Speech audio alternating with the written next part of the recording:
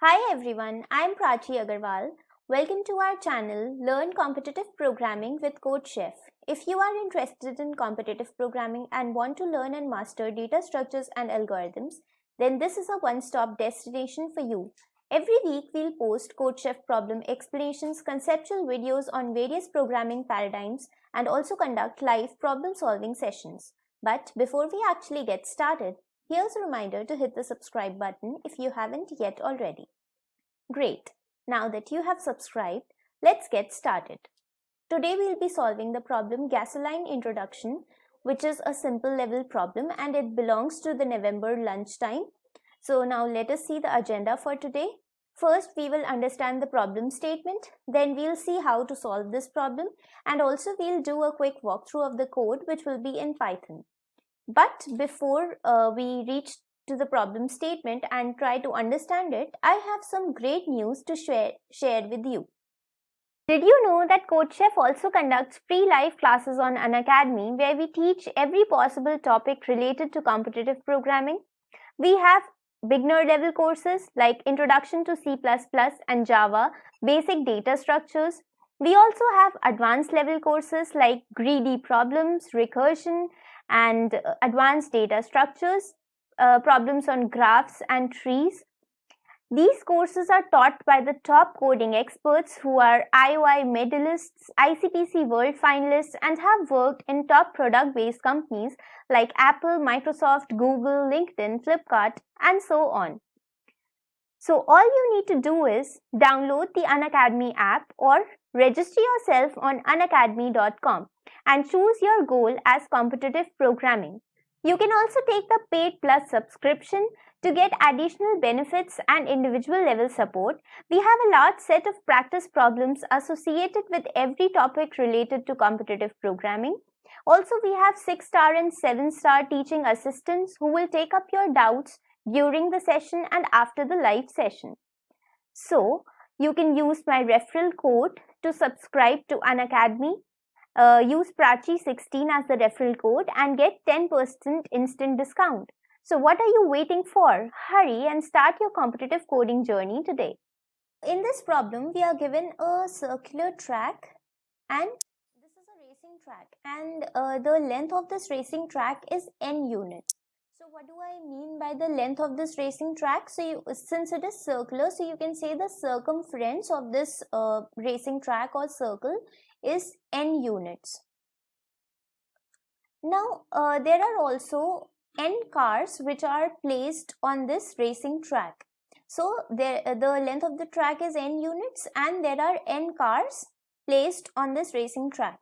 So if we take suppose n equals to 5, then 5 cars are placed on this racing track and they are placed in a clockwise order. So if the first car is placed here, then we'll move clockwise to place the second car and the third and then so on. So we'll place all the 5 cars likewise. Now all these cars that are placed on the racing track, they are placed at a unit's distance from each other. So the distance between car 1 and 2 is 1 unit. Again, the distance between car 2 and 3 will again be 1 unit. And so on for every other car, this statement will be true. Now the information that we already know about the car is the amount of gasoline that is present in each of the car, or you can say that is available in each of the cars. So like here I have written it in the form of an array. We have 5 cars. So for 5 cars we are given the amount of gasoline value in liters which is present in those cars. So for first car has 4 liters of gasoline, second car has 3 liters of gasoline and so on. Now the second information that we have is that for traveling 1 unit of distance, we require 1 liter of gasoline. So if you are traveling, suppose car 1 is traveling from for 1 unit, that is up to car 2. So it will use up only 1 liter of gasoline.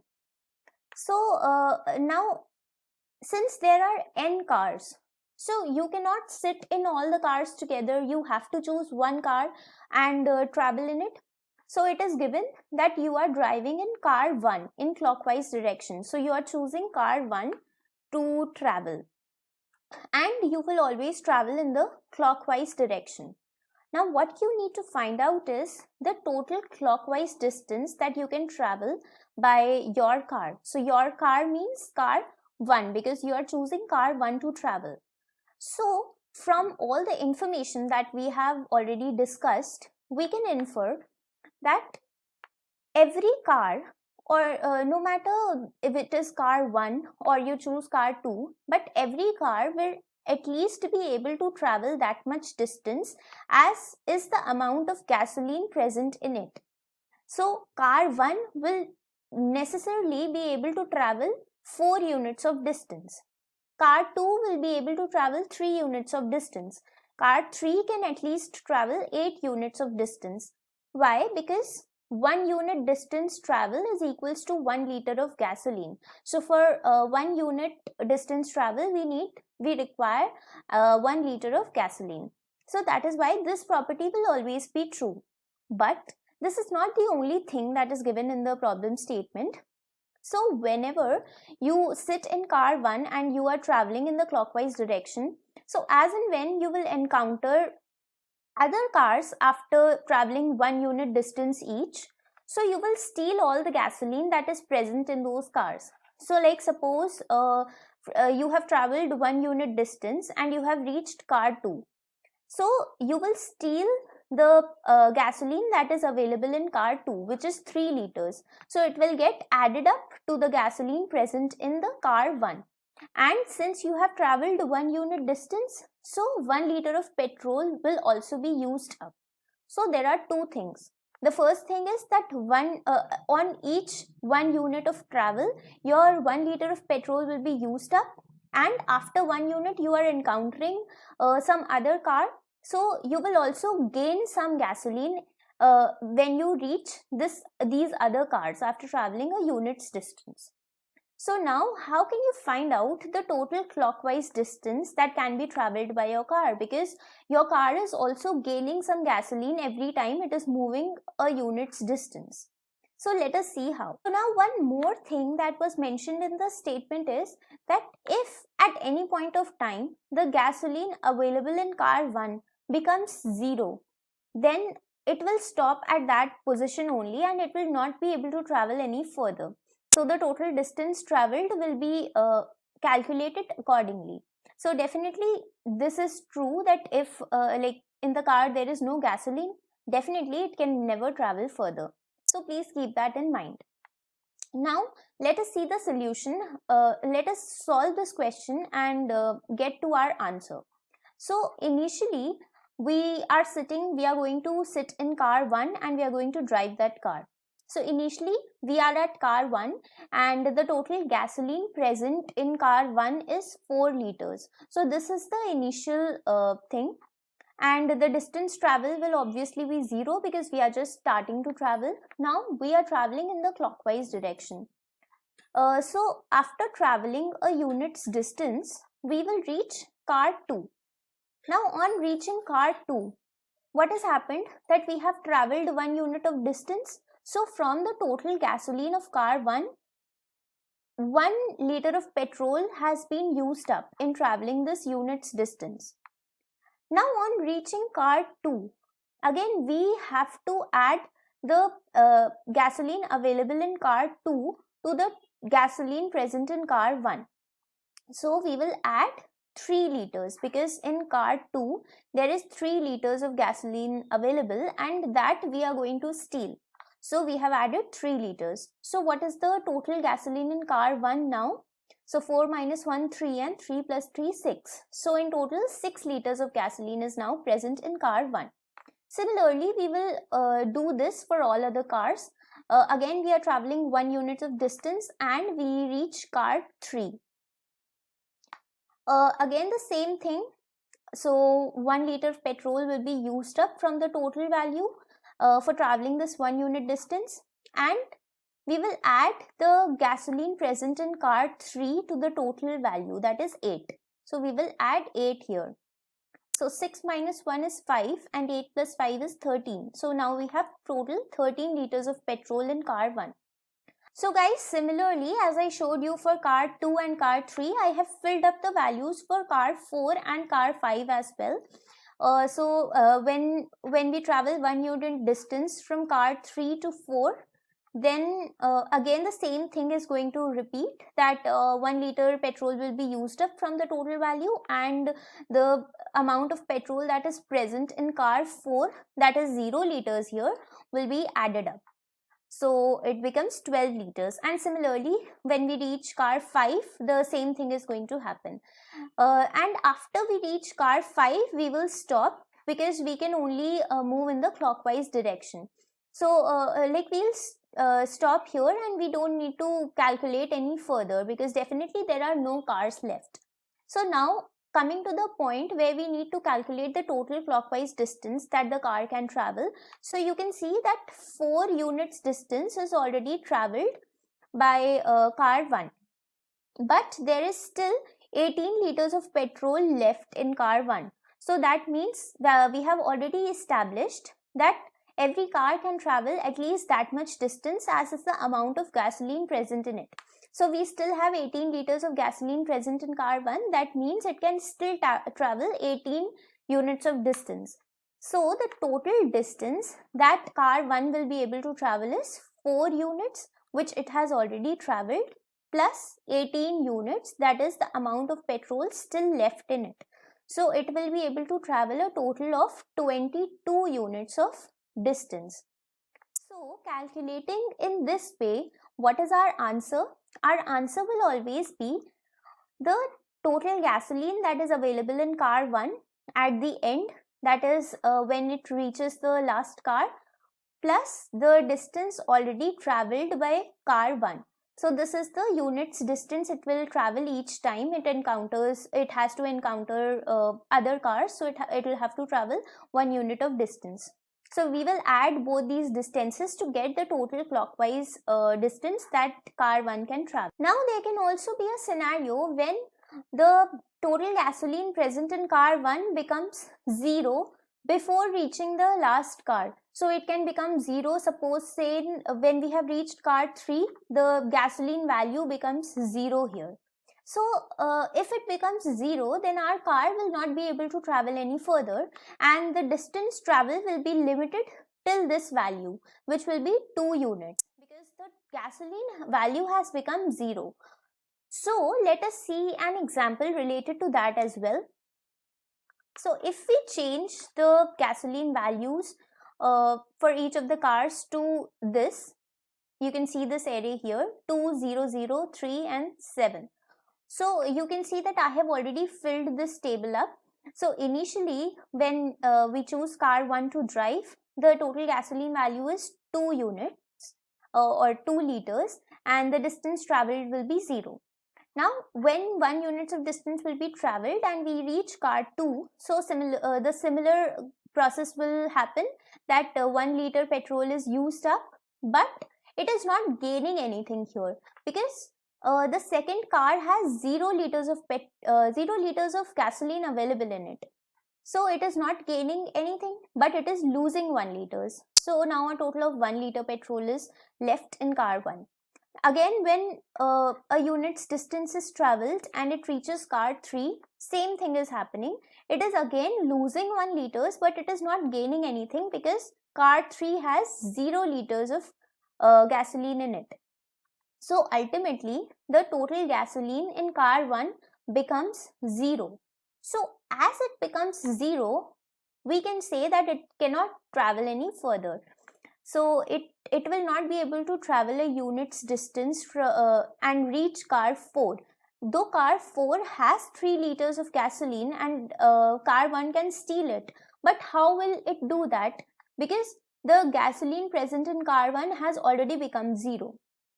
So the total distance traveled in this case will be only 2 units. So car 1 will be able to travel only 2 units of clockwise distance in this scenario. So and according to our answer also, the total gasoline present in car 1 will be 0, and distance already traveled by car 1 is 1 plus 1, 2. So this answer or this equation will still be true. So what we are essentially doing in this problem is that we are just iterating through each of the cars gasoline values. We are just iterating one by one, and each time we encounter each time we encounter a car. So what we are doing that for traveling 1 unit of distance, we are just subtracting 1 liter of petrol, and we are adding up that car's gasoline value into the total gasoline present in car 1. So that way we will achieve our answer in the end using this equation. Now let us quickly take a look at the input, output and constraints also, so that we can jump directly to the code. So first line of input is as usual the number of test cases, and for each test case we have the number of cars, and for each car we are given the gasoline value present in it. And the output has to be a single integer, that is the total clockwise distance traveled. So we just discussed how to find that out. And the constraints, as you can see, are pretty low. It's the upper range for the number of test cases is 100, for the number of cars is also 100, and for the gasoline value it is also 100. And what we are doing in our solution is we are just iterating through each of the car gasoline values. So there are n cars and there will be n gasoline values, so that is why the time complexity for our solution will be order of n. Okay guys, so now let us code this in Python. The solution is very simple, so you should definitely try it on your own, and if you're not able to do so, then please have a look at the code. So now we'll be discussing the code in Python. You can see that in the first few lines I have just incorporated the input. So first line is the input for the number of test cases, and for each test case we have input for the number of cars, that is n, and in F we have the gasoline values of each of the cars. This F is an array, and in Python it is known as list. So now first thing that we'll do is initialize a variable that is known as gas. It represents the gasoline value which will be currently present in car 1. Now since we are starting to drive from car 1, so the initial gas value should be the gasoline value of car 1. That will be stored in the 0th index in this F array. So we are storing f of 0 in gas initially. And the second variable that we will be defining is distance. So it will calculate the distance traveled by the car each time, and that will be a units distance each time. So we'll increment distance by 1 as and when the loop iterates. So we'll initialize it to be 0. Now we will create a loop, and this loop is going to run from 1 to n. Why from 1 and not from 0? Because of this car 1's gasoline value we have already stored in gas, which was present at 0 index. So that is why now we will be proceeding from car 2. That is why the loop will start from first index and go up to the last value, that is n. Now inside this loop, first we are required to check that if this gas value is equals to 0, because there can also be a possible scenario that car 1 has 0 liters of gasoline available in it. In that case, it will not be able to move any further. So we have to check that scenario as well. And for after every iteration also we are supposed to check that if the gasoline value has become 0, then the car cannot travel any further. So that is why first we are checking this condition. And if this condition is true, then we will break out of the loop, because car will not travel any further, so we don't need to do these calculations. But if it is not true, then we will do that process where we were subtracting 1 liters of petrol, 1 liters of gasoline from the gasoline of car 1, because it is traveling 1 unit distance each time, and when it travels 1 unit distance, it encounters other cars each time. So we will add the gasoline value of those cars, that is the ith car. So I'm adding f of I here, because it has the gasoline values of the f has the gasoline value of all the cars. And one more thing that we need to do is increment the distance by 1, because each time this gasoline value 1 gets decremented, it means that 1 unit distance has been traveled. So that is why we are incrementing distance by 1. That is the only thing that we are required to do. After coming out of the loop, we just need to print our answer, and as already discussed, our answer will be distance which is already traveled by car 1 plus the gasoline value which is currently available in car 1. So that is distance plus gas. This will be our final answer. So this is our code, and now we'll submit it to see that it is the correct answer or not. So as you can see that we have got the correct answer. So this was the code, guys. Now if you understood the concept, then please, I urge you to like the video, and if you have any doubts or any alternate solution, then please post it in the comment section, and we'll be happy to help you with all your doubts. Also, please make it a practice that even if you were not able to solve this problem in the contest, then please do it after the contest, because that will enhance your coding practice. And you can also subscribe to our channel so that you'll be notified of all the upcoming updates, and do not forget to press the bell icon.